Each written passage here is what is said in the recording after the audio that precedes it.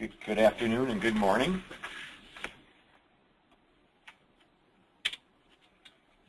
My name is Daniel D'Angelo. I'm with the New York State Department of Transportation. On the screen is my background and education levels, but in addition, my risk management background includes implementation of risk management at practices at the project level, program, portfolio, enterprise level. I have been involved in some of the larger project risk efforts of the department, such as the West Side Highway in Manhattan, the Tappan Zee Bridge replacement, the Kosciuszko Bridge, and the Recovery Act program.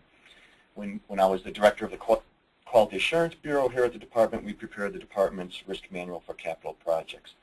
I have also co-chaired an international scan on enterprise risk management practices, co-chairing that with the Federal Highway Administration and the American Association of State Highway Transportation Officials.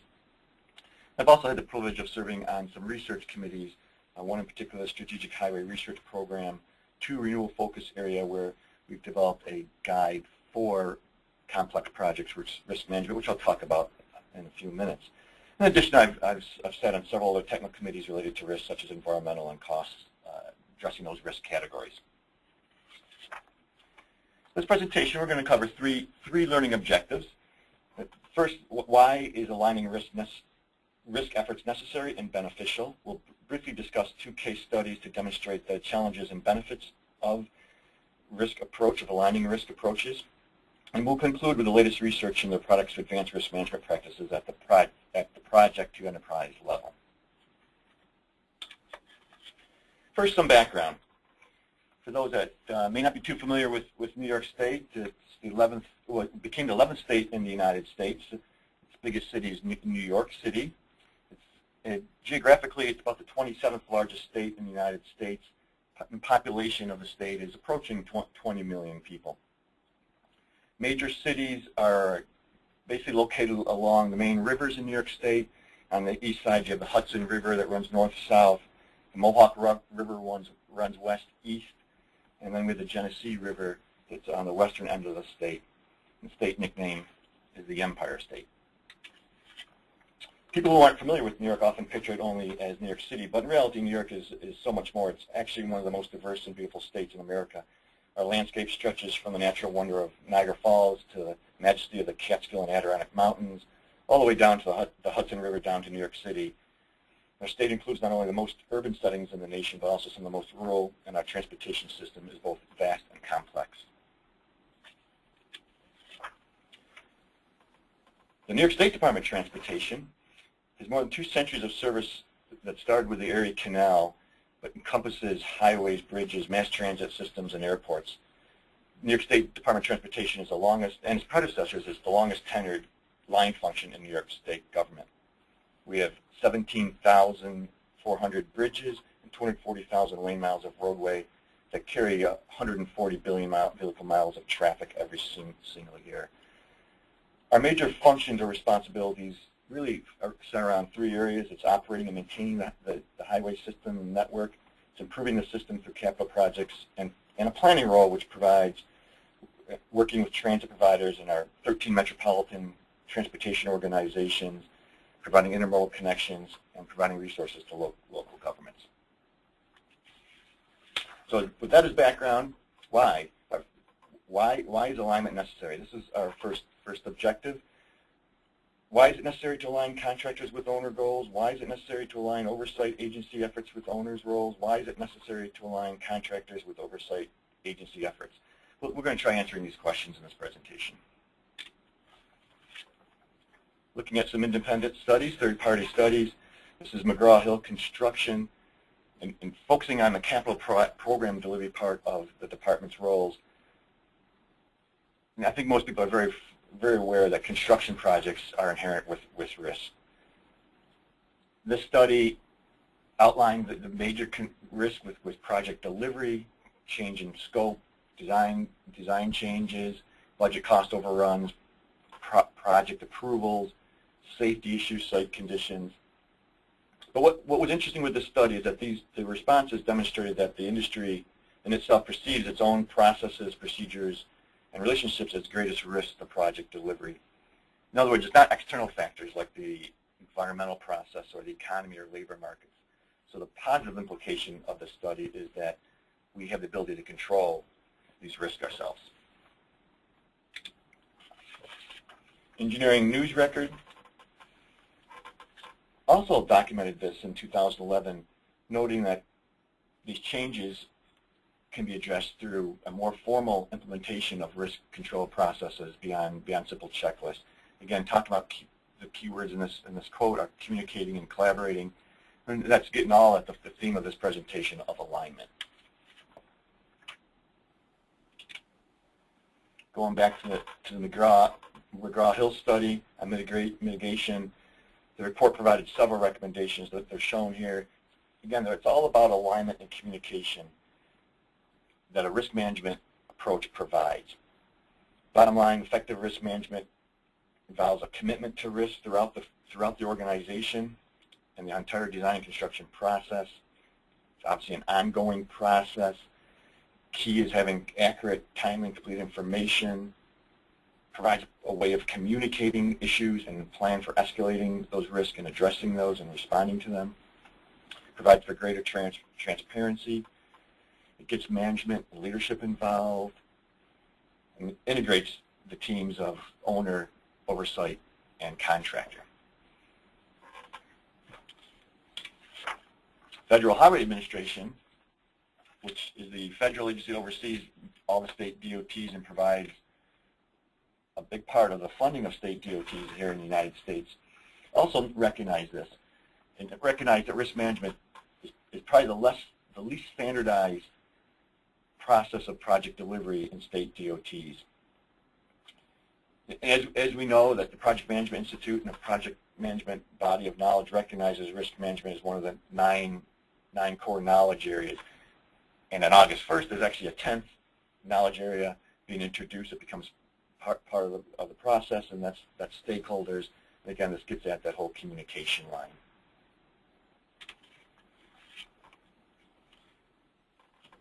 Looking at some other recent studies on project delivery at DOTs and why it's important to address risk management.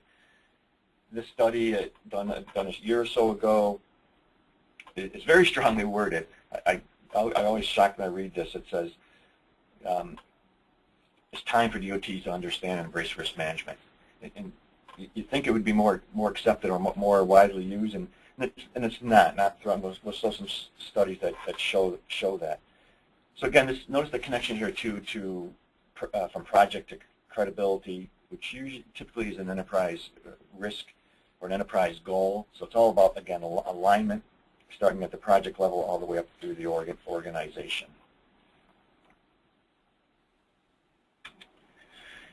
Another study that was recently completed looked at state DOTs and how they were addressing enterprise risk management. And the statistics were a little alarming. Although 80% DOTs had formal published risk management policies and procedures, only less than 40% have a formalized enterprise risk management approach. Again, getting at this lack of alignment throughout the organization, from project to program to portfolio to enterprise. Again, there's a great opportunity here to advance enterprise risk management approaches and aligning these risk efforts in state DOTs. Here at New York State DOT, we did create and we do have a policy on project risk management. It's specific to highway and bridge capital projects. And again, the purpose here is to effectively identify, quantify, mitigate, and control risk so they have a measurable impact or effect on our project outcomes and by connection to the agency's goals.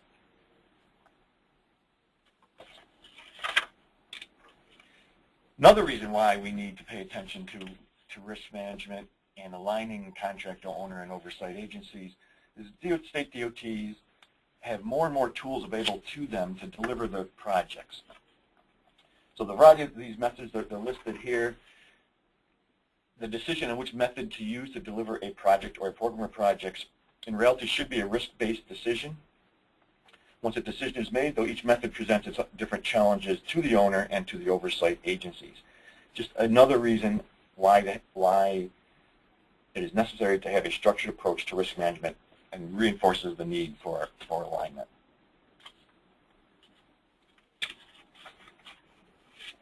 Moving on to our case studies. I'm going to talk about some recent experiences and some of the challenges that were involved in it, and talk a little bit about why it's been very beneficial when we have taken this approach and really focused on aligning the different risk efforts. I'm going to talk about the Tappan Zee Bridge Replacement Project, a $4 billion, 3-mile-long project that's just gotten underway in the last few months. I'm going to talk about the American Recovery and Reinvestment Act, 7 programs and $1.5 billion and 500 individual projects. And there's also other projects that we've been involved in that have really gone out of its way to try aligning these risk efforts. The Kosciuszko Bridge between Queens and Brooklyn in New York City, West Side Highway and Manhattan are other good examples that if there's questions about, I'd be glad to answer at the end. So let's start with the Tappan Zee Bridge project. Where is it? It's in the southern part of New York State, just north of New York City. It's indicated here by the A on this Google map. Zooming in a little bit, this bridge is the longest bridge in New York State. It's about 3 miles long. Main span is about 1,200 feet over a shipping channel. The clearance of about 138 feet. It carries 2 interstate highways. Again, it's 12 miles north of the New York City line, about 25 miles north of Midtown Manhattan, which from the bridge you can see the skyline of Manhattan on a clear day. Existing bridge has 7 lanes with a movable barrier, and the lanes adjust from 4 southbound in the AM rush hour to 4 northbound in the morning rush hour with 3 in the opposite direction. It also crosses the Conrail main line on the west and the Amtrak, which is the passenger rail line on the east side. There's some pictures of the existing bridge. About 140,000 vehicles cross the bridge every day, far more than it was designed for. Traffic jams are a regular occurrence. Accident rate is double the rate on the rest of the thruway system. This bridge is owned by the New York State Thruway Authority. There are no lanes or shoulders for emergency vehicles or disabled vehicles.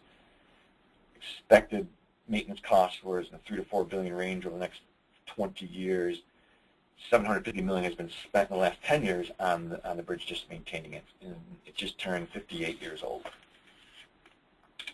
Here's a schematic of the existing and proposed new bridge.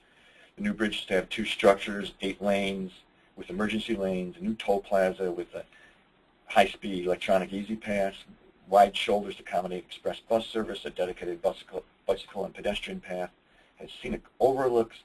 It's designed and going to be built to accommodate future transit, and the goals that minimize environmental effects on the river and the associated communities on either side of the river. And it's also, the project is designed to provide opportunities for disadvantaged business enterprise. With goals like that, you can start understanding why risk management is important. There's going to be a lot of risk on this project, and how you deal with them and how you align those risks between the different players on this is going to be important. The project was a design-build project, or is a design-build project. This is a visual of the selected best value team, the floor team. The construction cost is estimated at $3.1 billion, about a 5-year construction schedule on this project. So why was alignment necessary on this, and why did we focus on, or are focusing on this? As I mentioned, this project's been only active. Contract was awarded in January. But there are different goals and objectives between the owner, between the contractor, and the oversight agency. Some are the same, but some are different. And I've tried really quickly highlighting some of the goals, and you'll see where they're the same and where they're different, and why approaching risk management from an alignment perspective is critical. Our Federal Highway Administration is the lead oversight agency, and there are other oversight agencies involved with environmental permits. But focusing on the Federal Highway Administration, their goals are to provide proper oversight to ensure the project complies with laws, regulations, policies, and such. Stewardship, they want to provide timely and effective technical assistance. They're concerned about their reputation, providing public trust at the national level. And they also look at this project as a way of transferring technology, capturing practices to not only to use in this project, but also to share with other projects nationwide. Now, the owner, on the other hand, they obviously have slightly different goals. They want to meet the project objectives that we talked about, build this new bridge. They want to ensure that design builder complies with the contract requirements. They would love to meet or beat the schedule and budgeted costs for the project.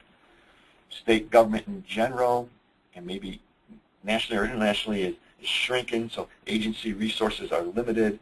So minimizing the extent of agency resources on the project is an important goal. And of course, they have the reputation also that they're concerned about.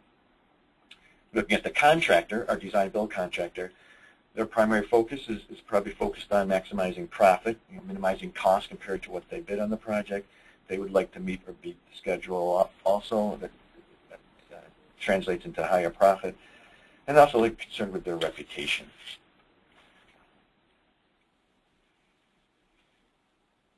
So why is necessary for addressing these different goals and objectives? It's a way of providing communication. Most project failures can be traced back to communication failures of some sort. Risk management provides that method and tool for communicating the biggest concerns and issues between all the parties present. It also allows for organizations from the design builder to the owner to allocate resources properly where they need to be and they're going to be most effective. So how do you do all this? How do you align this? It all starts with having good contract documents. So it starts with an early risk process in the planning phases of the project.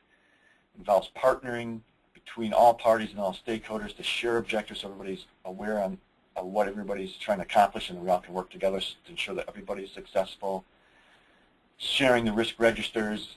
Do you have one? Do you have multiple ones? What do you share? What do you not share? It's all about improving communication between all the parties. As I mentioned, it's a way of allocating resources to deal with the issues that need to be dealt most effectively, and the other ones that are not necessary to apply resources are recognized and can go through the normal processes. Again, so it's a focused, structured approach, and it's an iterative process. It starts with the planning through contract preparation, all the way through contract execution and closing. All the documents about this project are available on the project's website. Here's a link to that website. The contract documents, some of the risk stuff is on there, the risk owner's plan and so forth. You can, at your leisure, go look those documents up. All available publicly. Now, the second example I want to give, our second case study, is really a program level, but involves over 500 projects, more than 500 projects. And it has to do with the American Reinvestment and Recovery Act, which was a federal program started in 2009 to deal with the recession or economy that was in the downfall at that time. It was focused on creating jobs. Here's New York State DOT's role in the project. I happen to oversee and manage this program. And this is the level of funding we received in the categories. So it turned out to be six programs we ended up managing. You see the level of funding at these programs, total about $1.5 billion, a total of 547 projects as we wrap this program up this year. So why was risk management at an enterprise level and alignment perspective so important on this program? And we really used risk management as a way of managing the whole program from day one. And some of the issues we faced with the existing federal rules or regulations did not change at all. They all applied, but there also were new rules and processes that were put in place to deal with this program and the oversight that Congress wanted of the program and the transparency the President wanted for the public. So it involved a new certification project, publicly certifying projects, cost schedules. There was a lot of reporting requirements that were dealt with. We had to create an enterprise data warehouse that tracks 99 data elements for every project, and it required 13 different data systems to pull that data together. And obviously the program had to very much so increased and new oversight by a lot of federal and state control agencies. And this resulted in performance metrics being created. So what are some of the challenges. There was a time frame that was about creating jobs. There was an urgency to get the projects out the door. Many, as you can imagine, with 547 projects, there are many project sponsors, many project owners that were involved, multiple contractors in the private sector that were involved in delivering these projects. A lot of the local governments and contractors had never worked on state or federally funded projects, so they were unfamiliar with the process. The increased oversight meant on-site audits, internal audits, unprecedented amount of project review. And as I mentioned, the state and federal reporting requirements were quite extensive. And none of this, in my mind, was negative. It's actually very good, and I'll show you in a second how some of this is probably going to be reflected in future transportation bills here in the United States and be more of the way we do our business than not. So a lot of positives have come out of this new approach. So these challenges were addressed through a structured program and project management approach that was really driven by risk management. Risk responses included new policies, data reporting requirements, established audits and performance management programs. Although they were different for the 6 programs that were just shown earlier, there was significant management savings by addressing these risks consistently and applying risk responses across more than one program area. In other words, the alignment of the risk effort between the program areas was key to its success. It allowed for a consistent message to the 500-plus contractors and allowed for a more seamless flow or review by federal oversight managers. When individual risks were identified on a project, we were able to quickly and efficiently address on other projects and in all program areas because we were aligned. Just to give you a sense of how the alignment effort changed over time when the program first began in 2009, these were the initial identified risks that we had in our risk register, and they had to do with getting the funds out the door as fast as possible. We had to make sure we committed it because if there were deadlines were missed on starting projects, the funds were lapsed and we no longer had access to them. There's a certification process that required us to have fairly reliable estimates for cost and schedule.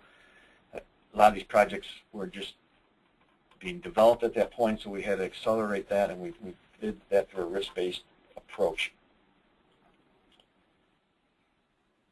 And then, of course, execution was a concern, how the contracts were going to be awarded, how the contract payments were going to be made, how would we get the data that was required from the recipients and the sub-recipients, the subcontractors, and so forth, and how would we report all this data. All the major risks we were concerned with initially in the program. Going fast forwarding to 2010 and then jumping to 2013, this really highlights the top risks that were identified in our risk efforts in those years. So over time, our focus moved from an all program level issues to specific programs to specific projects. My point here is alignment was a consistent effort. An interesting note, if you notice, under 2013, savings was identified as a risk, and it's something I've never experienced before. And a little ironic, but good project management has resulted in savings on some of these projects, but the rules of the program did not allow the money that was saved to be used on other projects. And one of our goals, our performance measures, was did we spend the money, again, to create these jobs and get the money out to the economy. So we're going to fall about 3% short on one of our programs. It's about $30 million, short of the goal of spending all the money. In normal projects or programs, this would be a good thing. You'd be able to do more projects. In this program, it was not. So an interesting perspective, and also gets directly at how risk needs to be looked at and aligned with the project goals, the program goals, and the enterprise goals for the organization. We did have a lot of risk response strategies, mitigation strategies to deal with minimizing savings. We need to go back and look at and do some audits on why we weren't 100% successful on that. Again, a lot of that had to do with the number of projects and the number of owners involved. This is just an example of one of the metrics that was done early on in the program. The blue line is what our projected expenditure rate was going to be. The red is the actual rate. It shows by month, and all these are available on our website, and we reported these on a monthly basis. Issued just last week, on May 7th, the U.S. DOT Office of the Inspector General issued an audit report. I'm going to quote right from the report. quote says, they recommended policy changes to improve its oversight of project-specific risk and documents risk assessment processes and related project-level inspection procedures. FHWA stated its plans to develop an alternative oversight approach that would address our recommendations. In other words, they have recognized that the risk-based approach, where it was used on the Recovery Act programs, has been very beneficial, and they're recommending those processes and those procedures move forward to the normal or typical capital programs that are overseen by the Federal Highway Administration and the U.S. Department of Transportation. Here's the link to the New York State DOT website. A lot of this information, the project management plan, performance metrics, the risk stuff is all available on that website. This should actually say number 3, but resources, what is available to help? What's the latest in the research area? So I want to share with you some of the latest research in risk management that deals with from projects to enterprise level. Although these products are directly related to transportation, the transportation sector, I believe they can apply to almost any industry, and encourage you to follow up on these projects. And I've had the privilege of being involved in most of these efforts. First one I want to talk about is the International Scan and Enterprise Risk Management. Involved visiting seven countries, 7 locations, involved federal partners, state DOTs, and the private sector, basically to look at enterprise risk management practices and outside the United States and how other transportation agencies were dealing with it. This resulted in a report, executive summary, and there's a full report that's available. The research team found a variety of strategies, methods, and tools for transportation agencies around the world that are using risk management. They're directly applicable to the United States. Team's observations included the benefits of risk management, how it supports strategic organizational alignment. The more mature organizations have an explicit risk management structure. Successful organizations have a culture of risk management. They have a wide variety of risk management tools that they employ. They use these tools for programmatic investment decisions. There's a variety of risk allocation methods available, and improves communication throughout the organization, which can result in improved decision making. There's some pictures of some other resources that came out of the study. There's a bookmark, there's a brochure, executive summary, full report, and an implementation plan that's available from the study, all available online. I really like this triangle that's found in the report. It really demonstrates to me the importance of risk management and how it can be used to align, whether it's a project or an organization at enterprise level, to align the strategies, the objectives with performance management and performance measures. In our case, we talk about asset management, maintaining our assets, maintaining our infrastructure. Others have used resources. Federal control agencies have adopted this triangle and said that so asset management is really their resources, their knowledge, their people, how they're going to align them to achieve those objectives, how we're going to measure our performance, again, through a risk-based enterprise approach. 2 other quick studies I want to mention that I think are very valuable and others may find very helpful. The Strategic Highway Research Program was research designed to immediately address contemporary issues. Risk was one of those issues that was identified. The renewal focus area really gets at capital projects. The 2 projects highlighted here, Project ARRA9 is guidelines for managing risk on rapid renewal projects, and Project ARRA10 is a guidebook for innovative project management that really involves project management from a 3-legged stool of scope, schedule, quality to a 5-legged stool of including context and finance in those approaches to project management, really risk categories, if you will.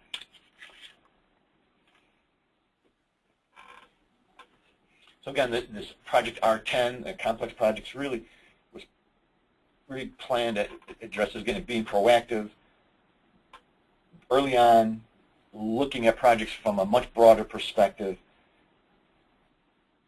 and identifying all these risk categories that really you need to address in your efforts. Project R09, again, explicitly addresses the risk management process. We had 2 objectives to address the general lack of understanding of risk and risk management associated with complex rapid renewal type projects. And also the second goal, and probably more importantly, was to develop practical guidance materials for the application of risk management in this environment. Consistent, again, with state transportation agency business practices, but a lot of good research went into this, and I think most people would find this very beneficial. So really, this concludes the presentation. Just in summary, why is aligning contractor, owner, and oversight agencies important? It's important to improve. It's important to make sure everyone's accomplishing their individual objectives, but over the overall success of the project or the program. I think the case studies I have shown, and there's a lot more information available on them, shows how beneficial it is and why it is necessary to align those different aspects of a project delivery. And finally, third, hopefully I provide you some very recent resources. This latest research confirms why it's important, and the tools that it provides will hopefully advance the practice within state DOTs. And that concludes the presentation.